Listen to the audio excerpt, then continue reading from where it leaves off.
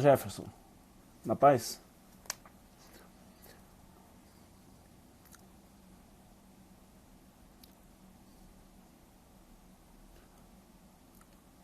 Olá, pessoal. Bom dia. O áudio tá legal? Dr. Marlon chegou. Aguardando. Jefferson, tá ouvindo bem aí? O som tá bom, Jefferson? Vamos aguardar aqui a entrada aqui do Dr. Marlon.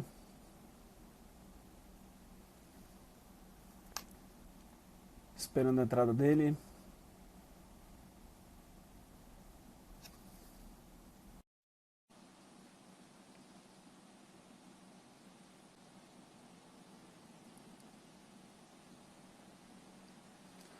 Dr. Marlon Ricardo ao vivo. Fala, meu caro.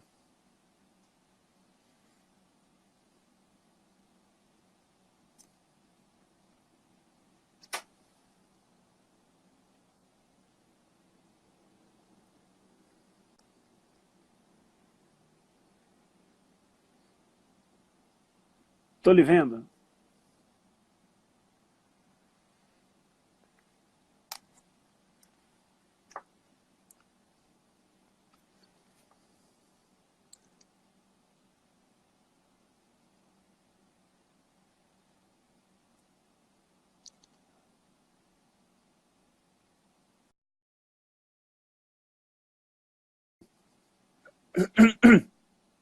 Caiu.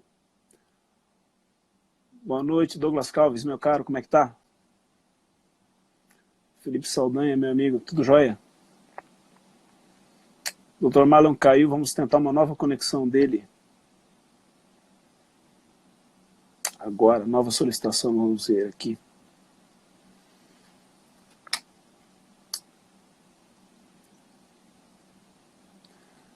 Pois é, Ana, hoje o Júnior não foi meu, quem fez foi o colega Bolivar.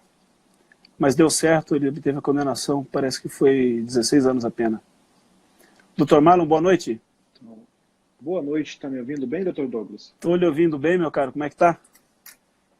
Tudo jóia, graças a Deus, e o senhor? Tudo ótimo, bela escolha, a cor da camisa, viu? Estamos combinando. Além de fazer a live, vamos formar uma dupla sertaneja? Pois é, isso não tem nada a ver com a escolha do seu, com o seu time, não, né? Com certeza, estou sentindo, inclusive, que a sua camisa é uma homenagem ao Grêmio. Né? Você só faz live de azul, é? Não, mas eu tenho bastante camisa azul. Eu na verdade, procurei uma bem fresca hoje por causa do calor, né? Nem falar, o condicionado não está nem dando conta. Como é que o senhor está? Tudo bem? Bem, graças a Deus. E por aí, como é que tá a coisa? Ah, ótimo. Prazer estar aqui. Prazer estar aqui nessa live. Obrigado pelo seu convite. O senhor já testou aí se as pessoas estão ouvindo a gente bem? Eu estou vendo um monte de coraçãozinho voando, eu parto para o pressuposto que estão, né? O Jefferson me respondeu, alguém me fez alguma pergunta aí, eu respondi, eu deduzo que sim. Vamos até fazer uma pergunta para a galera. O pessoal está ouvindo bem a gente? O som tá bom? O Jefferson tá avisando aí que o Jefferson avisou que o áudio dos dois tá ok. O áudio tá bom. Tá ótimo. Maravilha. Gostei da escolha do tema do Dr. Marlon, assistência de acusação. Na verdade, quando nós falamos da live, eu lhe propus que sugerisse um tema para nós debatermos. Eu acho que se eu fosse dar 10 palpites, eu teria errado os 10.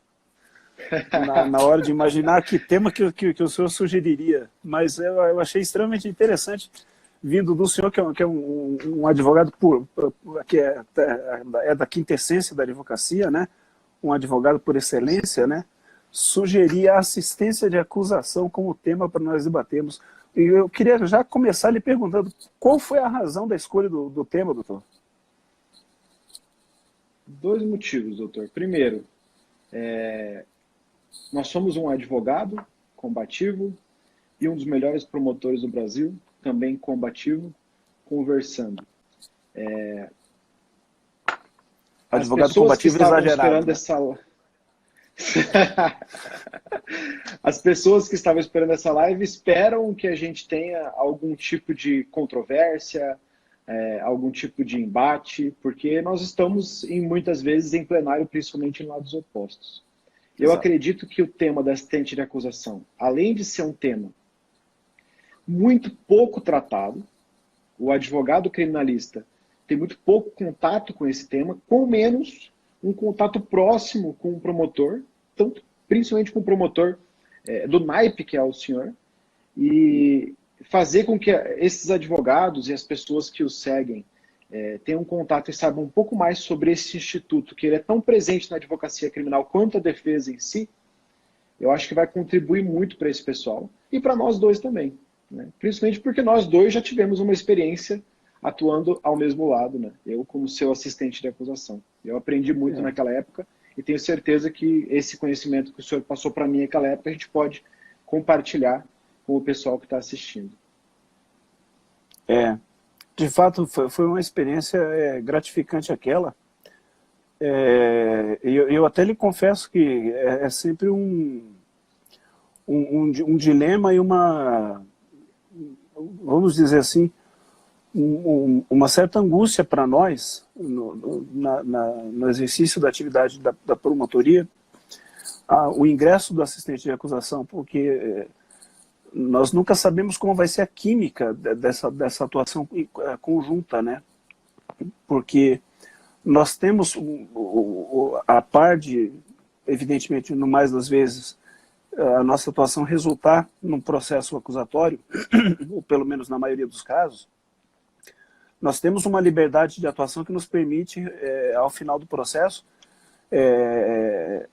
permitir ou liberar a nossa convicção para que ela floresça num pedido de absolvição, ou num pedido de desclassificação, ou na retirada de qualificadoras, o que, em geral, não ocorre com a presença do assistente de acusação. Por quê? Porque ele não está dentro do campo da liberdade de convencimento que a defesa da sociedade permite, porque ele está normalmente a serviço da família da vítima. Ele está defendendo interesses de ordem privada, ele não tem tanta liberdade de escolha assim como, por exemplo, a de pedir a absolvição do réu na ação penal na qual ele se inclui.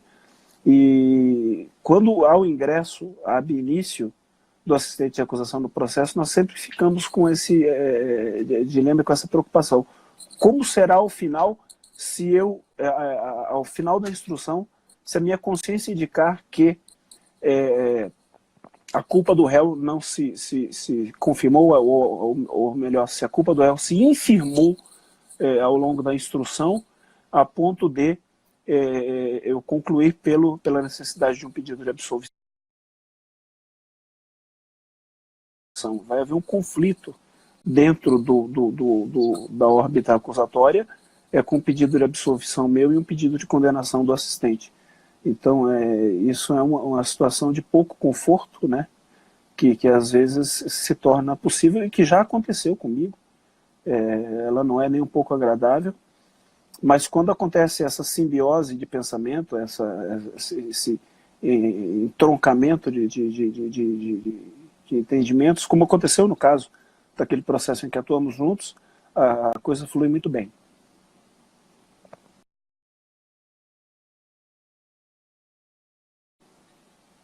Por esse lado, o senhor acha melhor que tenha uma proximidade maior com o advogado ou que cada um tenha a sua liberdade de atuação enquanto assistente? A liberdade de atuação ela é fundamental, a liberdade de atuação. Acho que é impossível que um interfira na liberdade do outro. Agora, a proximidade ela é fundamental. É uma coisa que eu particularmente considero talvez a mais complexa de todas dentro do processo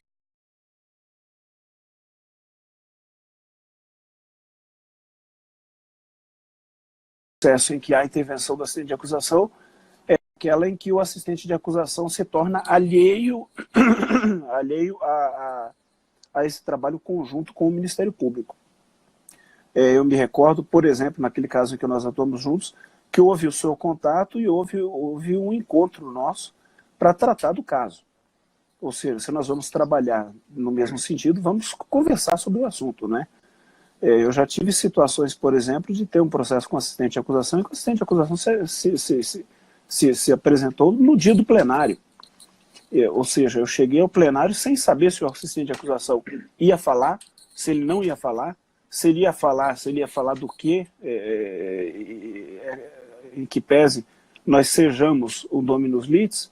É desconfortável você atropelar uma parte que está constituída no processo. Você tem que também considerá-la devidamente e tratá-la com a devida humanidade. Agora, você também tem uma responsabilidade social com aquilo que você está defendendo. E a gente sabe que o discurso jurídico, a gente até ministra cursos a respeito disso, o discurso jurídico, para ele ser eficaz, ele precisa ser edificado. E você edifica o seu discurso sabendo de um determinado tempo e de uma determinada elasticidade que você tem dentro daquele tempo para trabalhar o seu argumento. E na medida em que eu não sei o que o sujeito vai falar e nem por quanto tempo, se eu abro para ele falar primeiro e ele me toma ali dos 90 minutos que eu tenho, ele me toma 40 e desgasta 4 de 10 argumentos que eu tenho que sejam principais, ele rompeu ali tentáculos elementares da minha estrutura e acaba nem funcionando o discurso dele, nem funcionando o meu, e a acusação ela rui por inteiro, né? Então, a inexistência desse contato é talvez o ponto mais crítico dessa relação, eu acho. Eu confesso que o advogado de defesa, quando se depara com um processo em que vai ter um assistente de acusação, dependendo do promotor que está à frente do caso e do advogado que entra como assistente de acusação, isso às vezes entra como um alívio, inclusive, porque você sabe que vai haver uma divisão de tempo. Então, automaticamente, às vezes você teme aquele promotor e você sabe que aquele advogado ele não tem uma boa atuação em plenário e você fica torcendo para que haja uma divisão igualitária de tempo, porque aquele promotor, naquele caso, vai ter menos tempo para falar. Creio que para isso não acontecer é fundamental que haja muito contato e muita proximidade entre tanto o Ministério Público quanto o advogado. E acredito que eu lembro que nós conversamos bastante naquela oportunidade em evitar, primeiro, que nós dois entrássemos para falar a mesma coisa, só que de formas diferentes, né? Eu falar um tempo, depois o senhor falar um tempo, e na verdade os dois ficarem batendo nos mesmos argumentos. E também uma coisa que na época o senhor me frisou bastante e que ficou muito marcada na minha cabeça, é a importância de se ter pelo menos no momento da divisão, no momento em que vai entrar o outro, que esse outro entre no mesmo tom. Mesmo que depois, era exatamente nesses termos. Então fica estranho se um está vindo por cima e o outro vem por baixo, é a mesma coisa o inverso. Mesmo que depois, durante a fala, o tom se reduza ou o tom se aumente de forma gradual, mas se vem alguém batendo muito e entra alguém batendo pouco, fica estranho, e da mesma forma a questão inversa.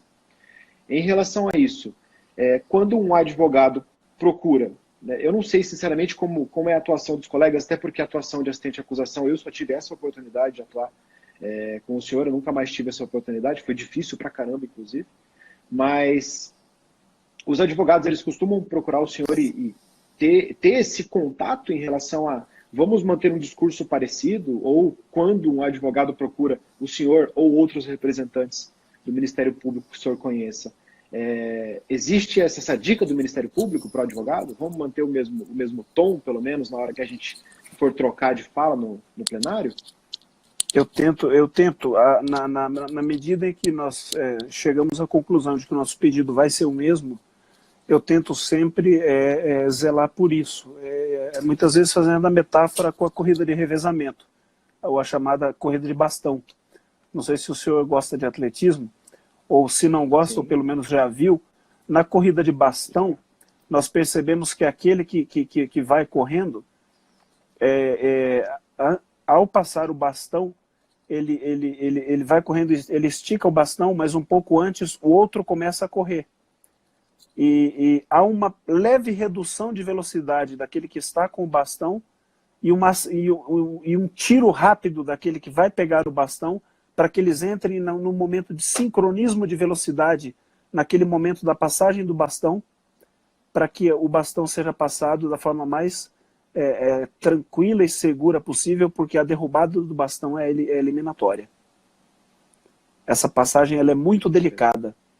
E passar o bastão quando os dois estão correndo numa prova de atletismo é um gesto muito delicado, um gesto muito sutil. Ali é um instante, quando um termina, quando o primeiro termina e o segundo começa, aquilo ali não é exatamente a peroração da fala. A peroração da fala fica a cargo do último que vai falar. Portanto, aquilo ali ainda que o primeiro faça um encerramento da sua parte, o encerramento da sua participação, ele não está fazendo o encerramento da fala acusatória.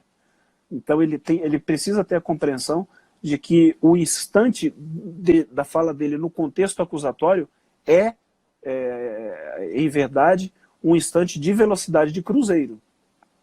Então ele tem que, dentro claro, de uma certa elasticidade, porque ele está concluindo os seus argumentos e, portanto, ele vai ter um certo acaloramento, ele tem que fazer esse acaloramento dentro de uma margem de elasticidade na velocidade de cruzeiro, ou numa temperatura de cruzeiro, para que o outro também entre numa temperatura de cruzeiro, porque aquela quebra de clima, aquela quebra de aquecimento, um superaquecido, que de repente termina jogando o processo para cima, quebrando o copo, chutando a mesa, enfim, rasgando a roupa, jogando o sapato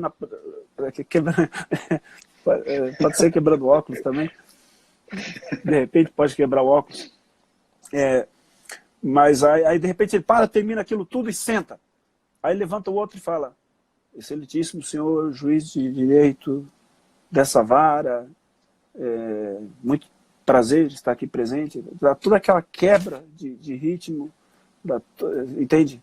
Isso aqui é muito perigoso, porque você passa a ter, na verdade, duas falas curtas, incompletas, nenhuma delas vai abranger o processo como um todo, vão ser, na verdade, duas concepções parciais do processo, nenhuma delas vai ser plenamente edificada, e isso vai ser um prato cheio para a defesa, com certeza.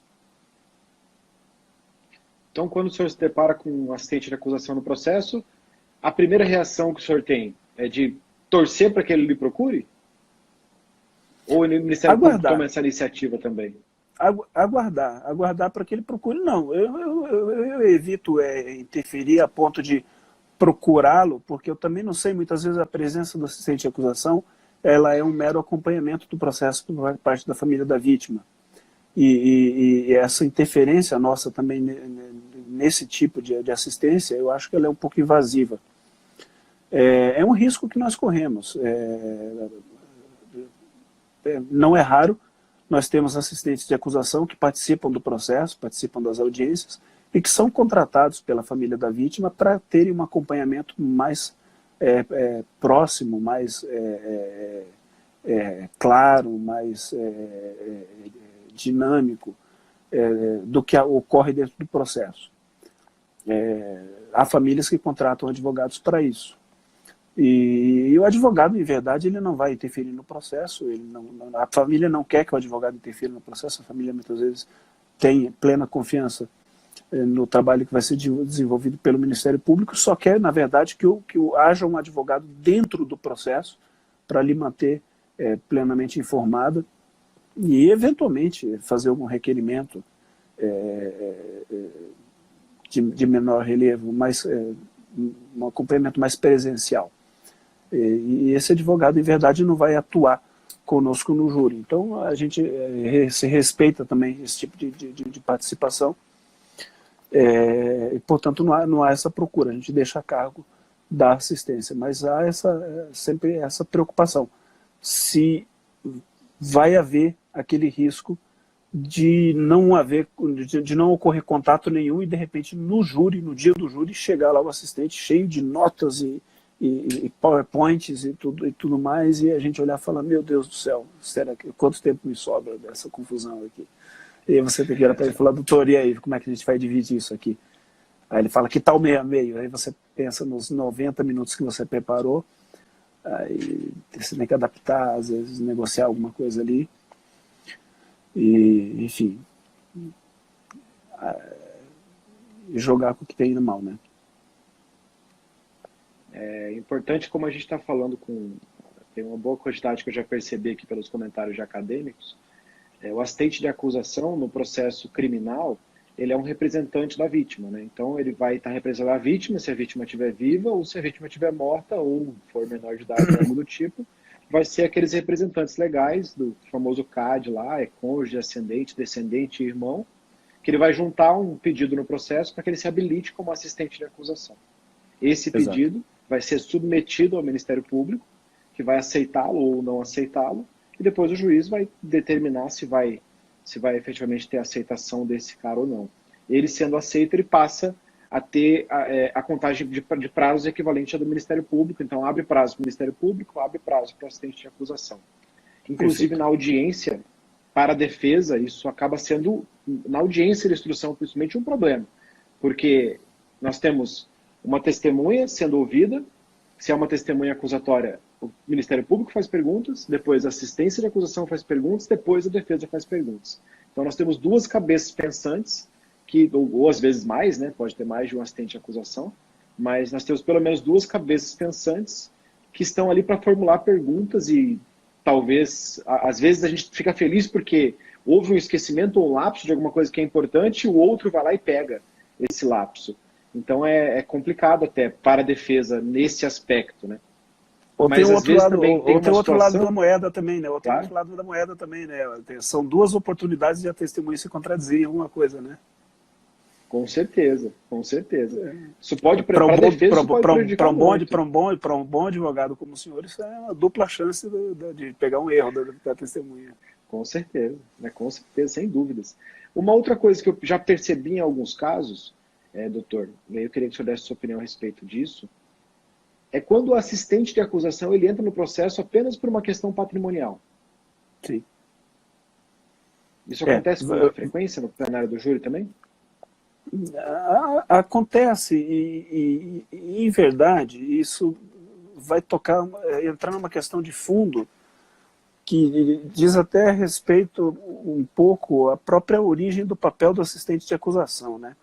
Se nós vamos discutir um pouco qual é a verdadeira finalidade do assistente de acusação, nós vamos ter um pouco de choque com relação a isso, né? O assistente de acusação, em verdade, ele existe para quê? Porque para a efetiva aplicação das sanções previstas no Código Penal, não deve ser. Porque isso seria justiça privada, e a justiça privada ela é banida do nosso sistema. Aquelas sanções elas são previstas para serem aplicadas através do regime do direito público. Quem promove aquela ação penal e quem faz a persecução penal daquilo é o agente do Estado incumbido daquilo, ou seja, é o Ministério Público. O 129 prevê que o Ministério Público é o agente que promove privativamente a ação penal pública incondicionada. Portanto, a ação penal pública incondicionada ela não pode ser promovida de forma privada. Então, qual seria a razão do assistente de acusação ser um coautor da ação penal ou atuar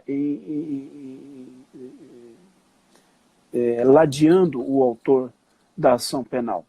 Seria, em verdade mesmo, a tutela dos direitos ou dos interesses que seriam privados, ou interesses de natureza privada da vítima. E quais seriam os interesses de natureza privada da vítima? Seriam exatamente os interesses indenizatórios.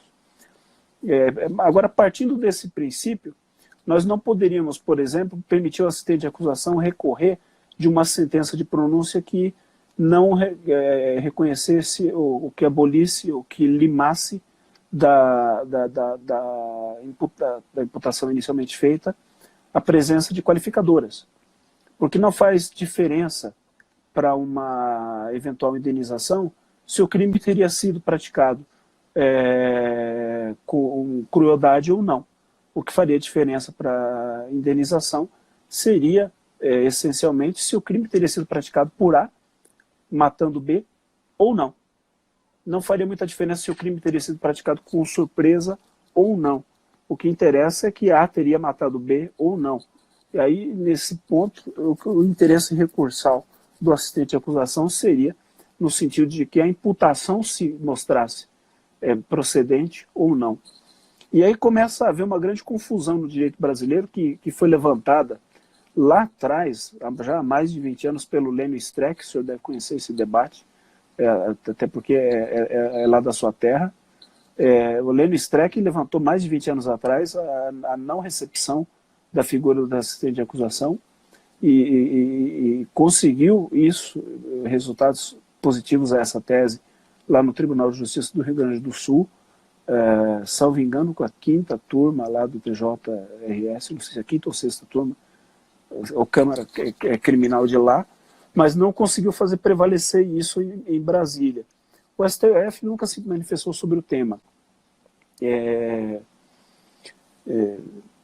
De forma que a gente não sabe, não tem um posicionamento a respeito da constitucionalidade disso, ou da validade da presença do assistente de acusação à luz do texto de 88. O fato é que depois aconteceram reformas dentro do Código de Processo Penal, posteriores à Constituição, e não é mais o caso de discussão sobre não recepção, mas sim de inconstitucionalidade. Mas eu tenho dúvidas aí sobre até que ponto que vai mesmo além do interesse indenizatório, o verdadeiro interesse verdadeiramente legitimado do assistente de acusação no processo penal, a partir do momento em que a justiça pública é representada no processo penal pelo Ministério Público. Eu confesso que isso, para mim, ainda é motivo de um debate interno que eu ainda não resolvi. Qual que é a sua opinião sobre isso? O senhor tocou num ponto delicado, uma pessoa delicada, porque eu não tenho um bom relacionamento com o Dr. Lênio. Na verdade, ele não tem um bom relacionamento comigo, mas essa opinião dele... Só um adendo, bons relacionamentos não são exatamente a especialidade do Dr. Lênio Streck, na verdade.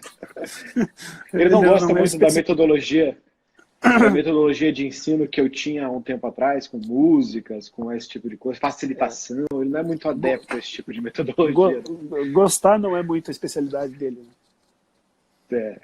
Mas nesse quesito, eu sinceramente eu não vejo inconstitucionalidade. Eu vejo uma limitação, claro, em relação a essa questão recursal, por exemplo.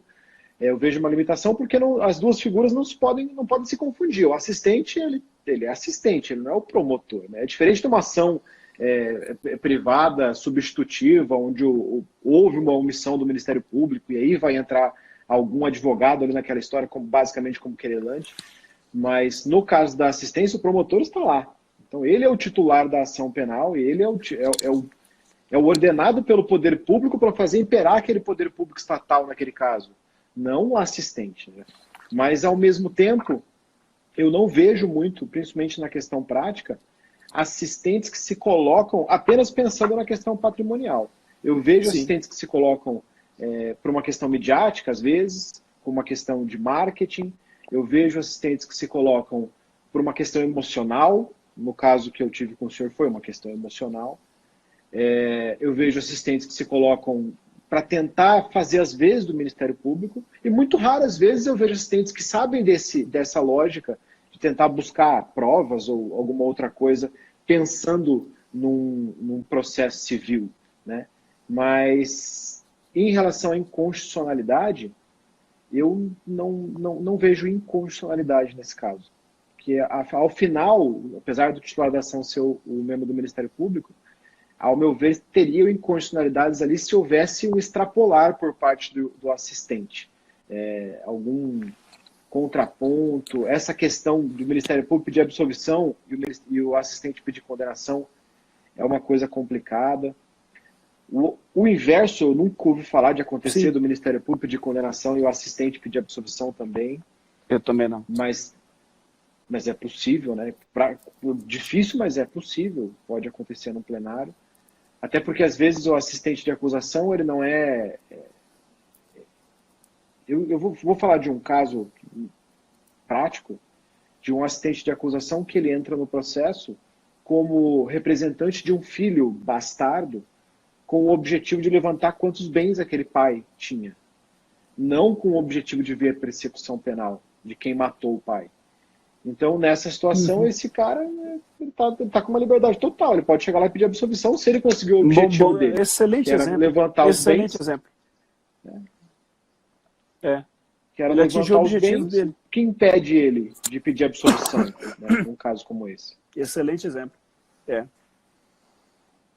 Mas com relação a essa questão da própria questão da inconstitucionalidade, houve um caso, se não me engano, de Vacaria, vem lá do Rio Grande do Sul também, e que chegou-se a essa discussão no Supremo, mas não houve uma discussão de plenário cheio, houve uma discussão em que teve 2 votos, se não me engano, do ministro Marco Aurélio e do ministro Peluso, na época, contra a legitimidade recursal do assistente de acusação. Mas foi derrotada a tese por 5-2. Eu vou chutar, mas, salvo engano, eram Toffoli, ministros Toffoli, Lewandowski, Ellen Grace,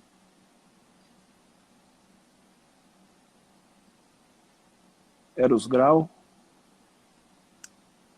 e Gilmar Mendes, salvo engano. E o STJ, ano passado, decidiu que a Defensoria Pública tem legitimidade para atuar como assistente de acusação, independente de previsão da norma na lei orgânica estadual. Isso foi uma decisão do STJ do ano passado.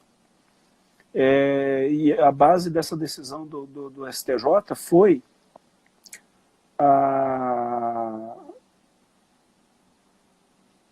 a teoria dos poderes implícitos. Com o que, particularmente, eu concordo. Porque uma questão com a qual eu me debatia muito no passado, aqui, hoje ela não é tão relevante, até porque a Defensoria Pública tem atuado na assistência de acusação, principalmente nos casos de violência doméstica. Aqui em Campo Grande existe o NUDEM, que oferece assistência de acusação para as vítimas de violência doméstica. Eu já atuei aqui em vários casos de VD, com a presença das defensoras públicas do NUDEM, me assistindo na assistência de acusação, e todos esses casos absolutamente exitosos, e em todos eles, na mesma forma como foi com o senhor, com a assistência de acusação, atuando de forma sincronizada com o Ministério Público, foram experiências, todas elas exitosas. Mas num passado um pouco mais distante, é coisa de 10, 15 anos atrás, nós tínhamos uma dificuldade maior. Nós tínhamos uma certa resistência à ideia do defensor público atuar na assistência de acusação. E quando eu me deparava com essa resistência, eu era contrário a ela, exatamente pela dificuldade com que se deparava o hipossuficiente ao necessitar ou desejar para si a tutela que aquele que detinha condições gozava ou usufruía de ter a assistência de acusação a seu favor. Ou seja, se eu sou pai ou filho de uma vítima de homicídio e eu posso pagar um assistente de acusação para defender os meus interesses patrimoniais num processo criminal, eu tenho um advogado que defenda os meus interesses patrimoniais. Por quê? Porque eu tenho condições de pagar. Agora, se eu não tenho condições de pagar, ou seja, se eu sou o hipossuficiente, eu não tenho este recurso. Por quê? Porque havia na época um entendimento, isso muito tempo atrás, havia na época um entendimento de que a Defensoria Pública atuava no processo criminal exclusivamente na defesa. Mas isso foi superado, hoje já é matéria passada, isso já são dados contados, e a Defensoria Pública ela já atua aqui no Mato Grosso do Sul como assistente de acusação. E o STJ consolidou esse entendimento, já não falando apenas exclusivamente dos casos de violência doméstica, porque esses NUDEMs, esses núcleos de defensoria pública da mulher, eles purulam Brasil afora, com defensorias públicas da mulher atuando na assistência de acusação. Isso já é bem comum, não é só no Mato Grosso do Sul.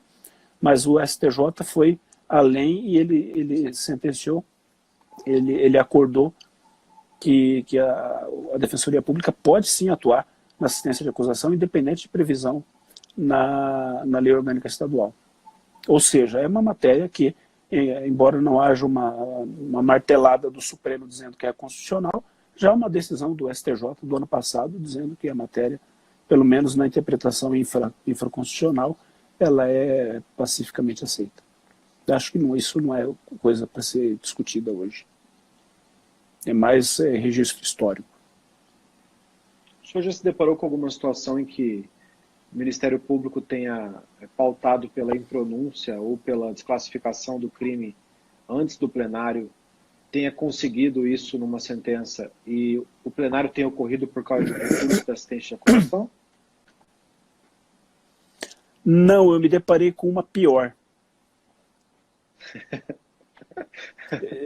Eu consegui me deparar com uma pior. Conte-nos, por favor. Eu tive uma situação em que... Só que aí eu não vou dar o nome do santo, então não posso dar detalhe do caso. Porque Campo Grande é uma coisa, é uma cidade curiosa, né? Tem quase 1 milhão de habitantes, mas todo mundo se conhece. Todo mundo se conhece. Enfim, acabou a audiência, ouvimos o réu, eu virei para o assistente de acusação, falei, doutor, eu acho que esse sujeito é inocente. Ele falou para mim, eu também acho. E não era só esse réu, eram vários. Eu estava falando de um apenas. Só um. Dos demais, caso de pronúncia, é evidente. E foram pronunciados os demais, foram a júri, eu fiz o júri com o assistente de acusação, foram condenados tudo mais. Mas nesse dia, desse interrogatório, desse réu, eu virei para o assistente de acusação e falei, acho que não é culpado. Ele falou, também acho que não. Eu virei para o juiz, falei, doutor,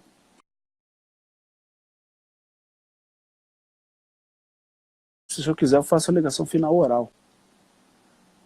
E o assistente falou, se quiser, eu faço oral também. Aí já era muito tarde, a audiência tinha sido muito longa, o juiz falou, eu vou abrir vista. Eu falei, então amanhã cedo eu já deposito as alegações finais. E o assistente ainda falou, eu já coloco as minhas logo depois, dizendo de acordo com a manifestação do Ministério Público. Tá jóia, o réu estava preso. Eu tinha pressa, porque eu queria vê-lo solto. Eu costumo dizer que para mim não há prova mais contundente no processo penal do que o olhar de um réu inocente, né? E essa máxima eu aprendi naquela tarde, naquele interrogatório. E aí fui para o meu gabinete, fechei tudo, no outro dia o processo estava comigo, fiz a alegação final imediatamente, mandei para o judiciário. Passou, esperei os tais 5 minutos, nada. Passou o almoço, nada, tarde, outro dia, outro, mais 2, 3, 4, 5, 10. Passou o prazo inteiro, nada. Escoado o prazo da alegação final da assistência de acusação, nada. Falei, gente, que é isso? Que é isso? Né? Cadê o de acordo, né? Com o prazo escoado, veio a alegação final da assistência de acusação pedindo a pronúncia de todos os acusados, inclusive daquele. E aí o juízo examinou os autos e entendeu que pelo menos indícios de autoria havia. E concordou com o assistente. E pronunciou. E aí subiu o recurso. Aí eu recorri, em sentido estrito, contra a pronúncia. E a defesa dele também. Tem 2 réus. Em relação à impronúncia desse réu ou em relação aos demais, senhor? Não, aos demais não. Vamos esquecer os demais. Desse réu eu interpus. Mas aí veio. Aí o meu reze... Quem contrarrazou esse recurso? Quem contrarrazou esse seu reze? O meu reze foi para a defesa que concordou com ele. Sim. O juiz recebeu e subiu para o TJ. O reze da defesa veio para o Ministério Público contrarrazoar, só que eu saí de férias. E o meu colega que entrou no meu lugar divergiu de mim E foi contra o recurso da defesa, pedindo a manutenção da pronúncia. Foi para o segundo grau. Chegou no segundo grau, a procuradoria pensou diferente de mim e pediu a manutenção da pronúncia. E o tribunal manteve a pronúncia por 3-0 e mandou baixar. E ele foi a júri. E o júri foi marcado já no semestre seguinte, também numa quinzena que eu estava de férias. Eu não pude fazer o júri.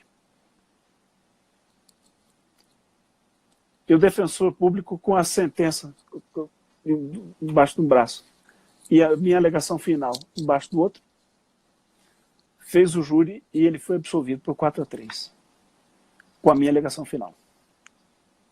E o seu colega que atuou no plenário pediu a condenação? Pediu a condenação. Depois eu até brinquei com todos eles, falei, eu sozinho, tomando água de coco lá na praia, ganhei de vocês todos aí.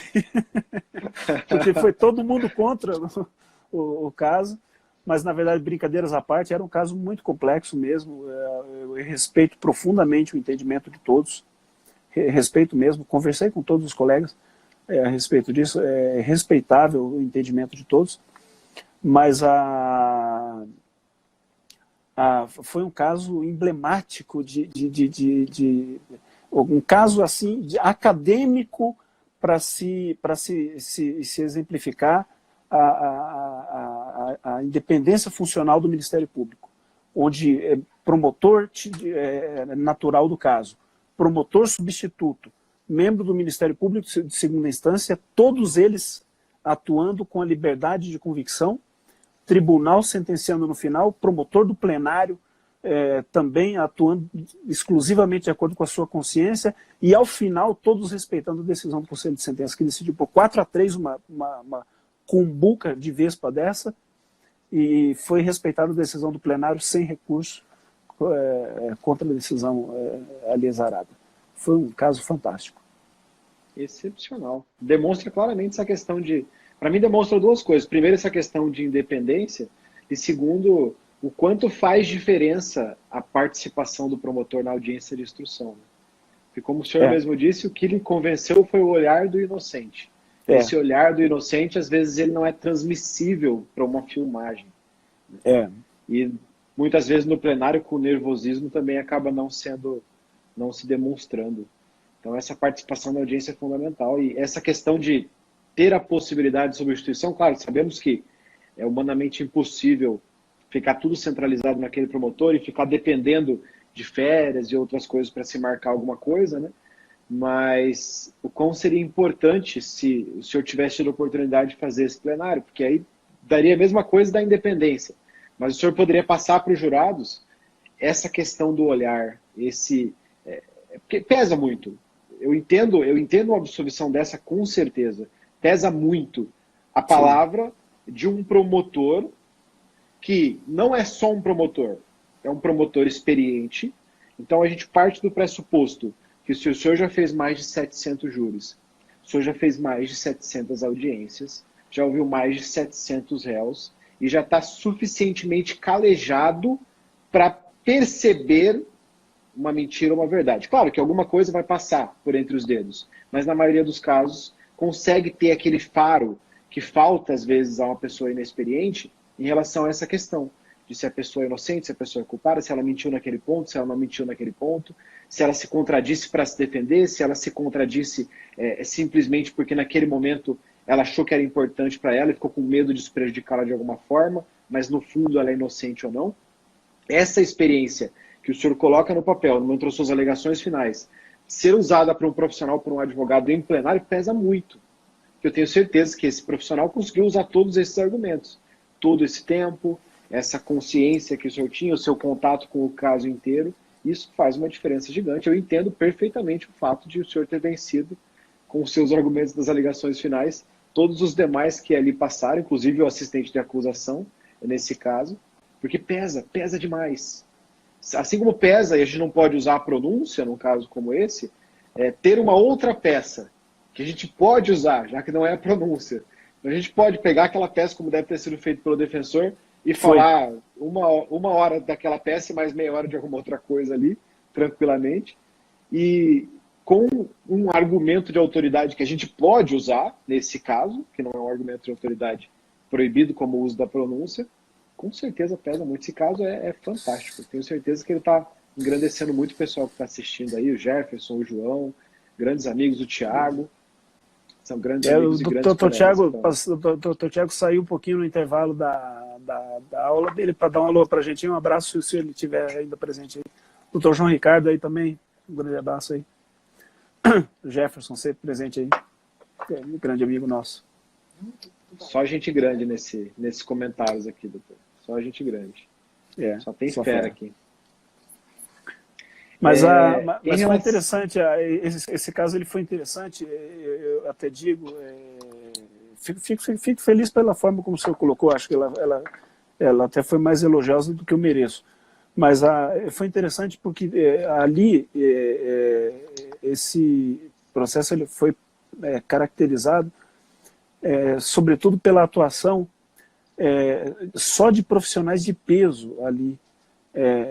O colega que fez as alegações finais também era absurdamente experiente. O colega que fez o júri da minha geração de concurso, um monstro no plenário, monstro de plenarista, muito difícil de bater.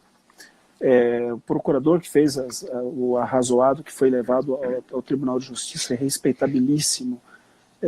Enfim, eu era peixe pequeno dentro do processo ali.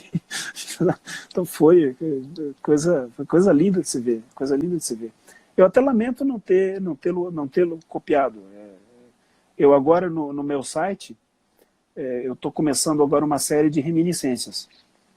Eu estou pegando alguns casos antigos, solicitando, até em alguns casos solicitando vistas, para escrever sobre eles registros de processos emblemáticos, e esse é um que talvez um dia eu pegue para registrar, porque eu lamento, me ressinto de não ter escrevido a respeito na época. Foi bem... Fala para o pessoal qual que é o seu site, doutor. Qual que é o seu perfil do Instagram? O site é www.promotordouglasodegardo.com e o perfil é @odegardo.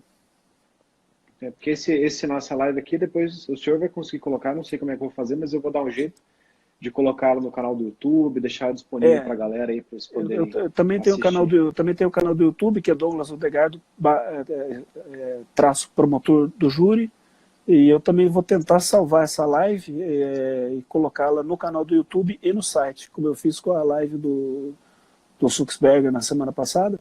Mas confesso que eu primeiro vou tomar umas boas batidas aí de toalha ensaboada nas costas até conseguir fazer essa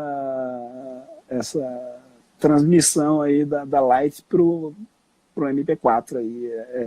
Essa passagem aí, eu vou sofrer um pouquinho com ela, mas a gente vai conseguir, com certeza.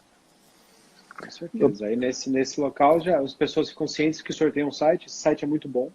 É um site que tem atuações suas em plenário, é um site que tem descrições relacionadas ao caso. E aqui, puxando um pouquinho de sardinha para o lado da defesa, o defensor que não tenta entender como funciona a cabeça do seu combatente frequente, que é o Ministério Público, ele não está fazendo o seu trabalho direito. Né?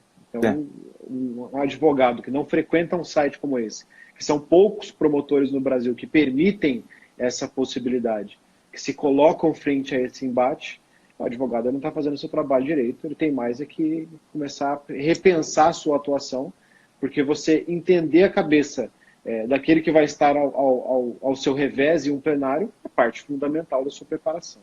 Né? Com certeza. Faço questão de indicar todo mundo que entre no site do Dr. Douglas, que o acompanhe no perfil aqui do Instagram, @odegardo, que ele está postando coisas. Inclusive, teve uma live pouco tempo atrás entre dois promotores de justiça. O seu colega era promotor de justiça também? Suxberger é promotor do júri lá no MP-DFT, no Distrito Federal. Distrito Federal. Mas o Suxberger, em verdade, ele trabalha comigo na Comissão de Segurança Pública do CNMP. É de lá o meu contato com ele. O meu contato com ele não é do júri. Meu contato com ele é do CNMP. Eu o conheci no CNMP em 2010, 2011, quando nós trabalhamos na ENASP. Nós somos instrutores. A ENASP teve uma época, a Estratégia Nacional de Justiça e Segurança Pública, e ela teve uma época que ela montou grupos de instrutores que viajavam pelo Brasil dando aulas de persecução penal do crime de homicídio. E ele dava aula em 2 módulos, um de medidas cautelares e outro de provas, e eu dava aula de plenário. Era um curso que ia desde de preservação de local de crime até a sentença penal. E para todos os atores, desde o policial militar que preservava o local do crime até os juízes, para elevar o nível de conhecimento na persecução penal. E o Suxberg viajava comigo. Eu encontrava ele, né, nesses cursos. Conheci ele lá em 2010. E agora, em 2008, eu voltei a trabalhar com ele no Conselho Nacional, lá na Comissão de Segurança Pública, onde eu estou, e ele é membro lá também. Excelente. Então, dois promotores do júri conversando, que está disponível no seu canal do YouTube, né? Como está lá. Disse. E no site também. Então, é obrigatório também que as pessoas, que os advogados que aqui estão, os acadêmicos que aqui estão, assistam, porque não tem absolutamente nada que você possa perder, só vai ganhar assistindo esses depoimentos, assistindo essa conversa, esse bate-papo.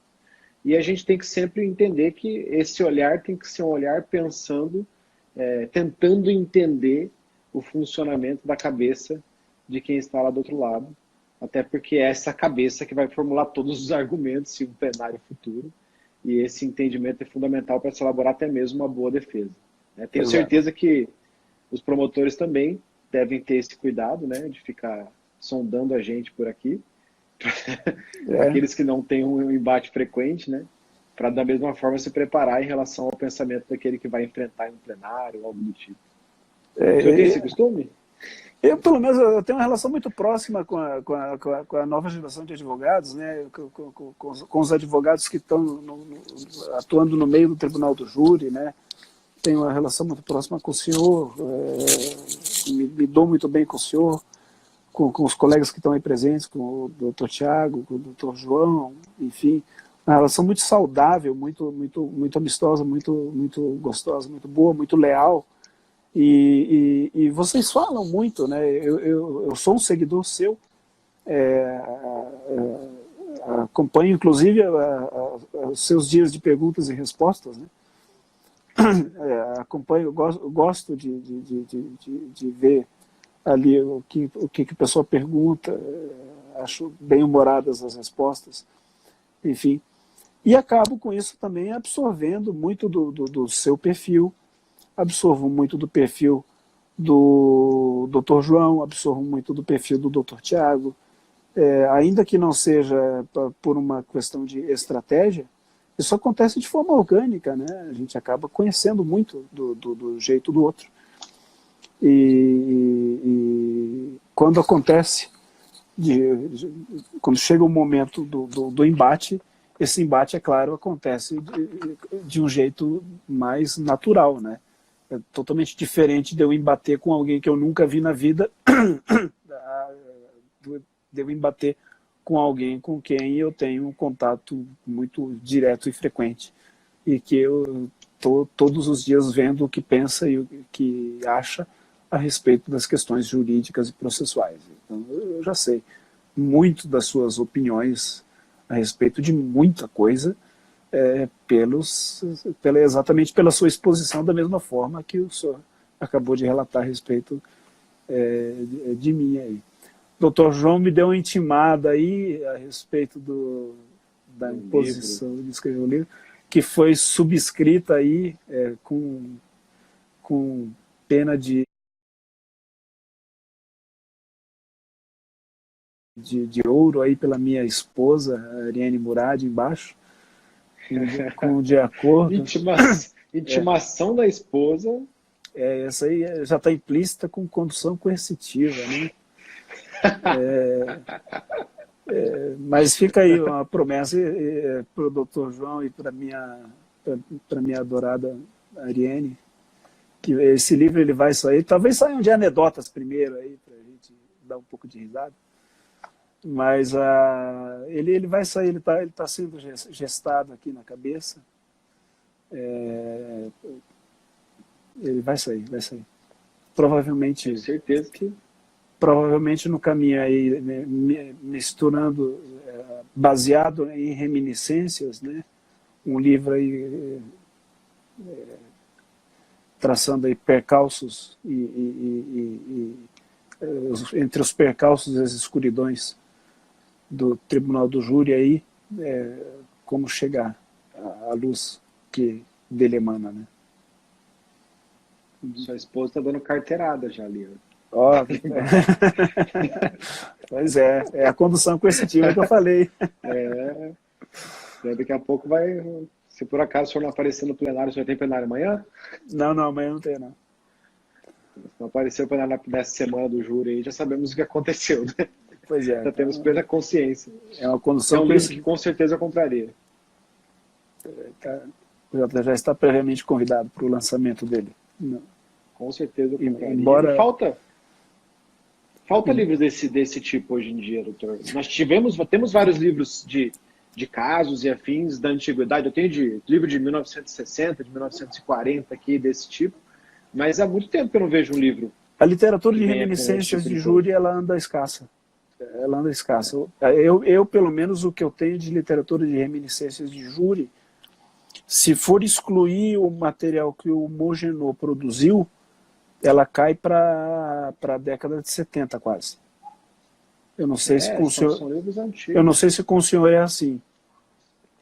Mas a gente tem aí o que o Mogenot produziu, que aí você tem, do Mogenot, você tem aí o caso do Maníaco do Parque, você tem do Inquérito ao Plenário, enfim, que não são exatamente livros de reminiscências, mas livros que traçam a trajetória do júri, mas a se eliminar isso, você já cai na década de 70, lá com Paulo José da Costa Júnior, alguma coisa por aí. Sim, dá um trabalho gigante. O Jefferson tá lembrando o livro do César Novaes, é verdade. Inclusive, Jefferson, eu estou esperando o livro do César. O livro do César está vindo para mim. Carlos Araújo Lima. 1957. Eu tenho esse, fantástico. No tempo que nós tínhamos essa literatura ainda, está faltando, com certeza. Exatamente. Aí Mas o Jefferson fez uma recordação boa aí, que é o livro do César, lá do Mato Grosso. Inclusive, eu estou esperando o Jefferson. Eu falei com o César essa semana. Ele está me mandando o livro dele. Eu vou descobrir, Jefferson. Eu falo para você como é que ele faz para comprar. Só que eu não vou comprar, eu estou ganhando do Jefferson. Ele está mandando para mim um edital e a gente vai fazer uma live também com ele, provavelmente, hoje é dia 6, provavelmente dia 20 a gente faz. Eu falei com o Dani Salles também de Goiás. O Dani lançou um livro também, eu não sei se o dele é de reminiscências. Não é muito, eu tenho o livro do Dani Salles, não é muito de reminiscências. Eu acho que o livro do Dani não é exatamente de reminiscências, eu não tenho certeza. Mais focado na técnica. Eu iria fazer com o César na semana que vem, mas na semana que vem a gente deve fazer uma live com o Vladimir Aras, do MPF. E aí a gente faz com o César no dia 20. Mas o César tem, de fato, um de reminiscência, mas é uma literatura que está escassa. E esse caso do assistente de acusação vai entrar. Eu estou pensando até no título do capítulo, né? Quando o assistente desassiste. Desassiste. Você já está pensando no capítulo porque ele já está mais ou menos montado na cabeça, só falta sentar e escrever, né? A vantagem de escrever sobre reminiscências é que exatamente, o Luciano apontou bem, o livro do Dani é sobre persuasão. Inclusive eu tenho uma discussão com o Dani. O Dani não gosta que eu uso muito a expressão retórica, e eu faço workshops sobre retórica, e o Dani não gosta que eu use a palavra retórica. Ele fala que retórica é uma palavra que tem uso pejorativo. Eu não penso assim. Eu acho que a gente deve usar a expressão persuasão.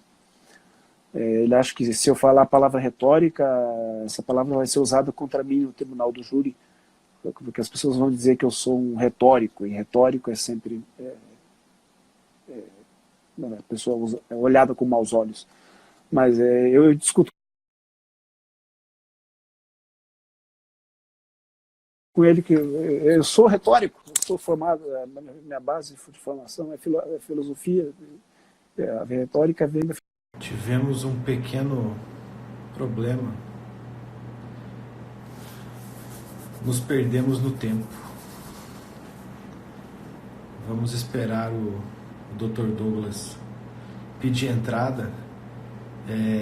Sinceramente, eu sou meio avesso não, mas eu não tenho o costume de fazer muitas lives no Instagram. Acabou que eu esqueci que tem que ser de 1 hora a live do Instagram, então peço desculpas se ela encerrou no meio do caminho. Esquecemos do tempo, doutor?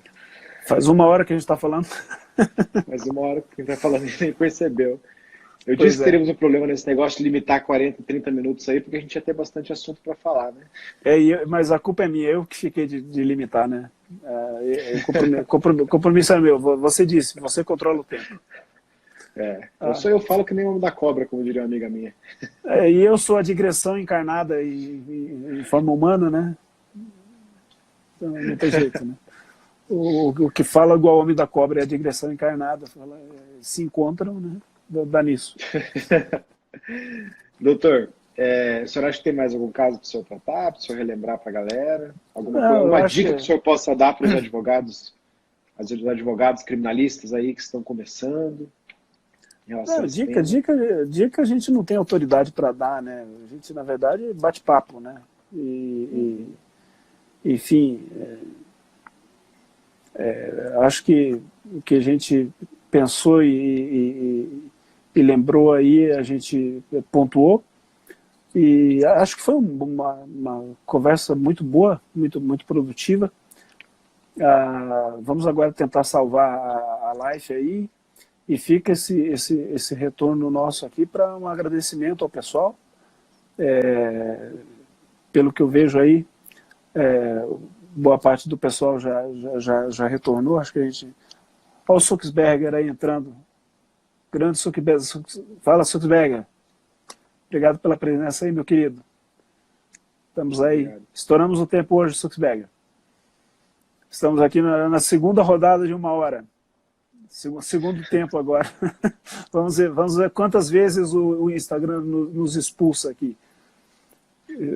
Testar todos os limites do Instagram até ele arrebentar nossa conta. Mas eu acho que a gente volta, na verdade, para agradecer aí o pessoal, né? Sobre o tema que nós trouxemos, acho que foi um bom debate, né?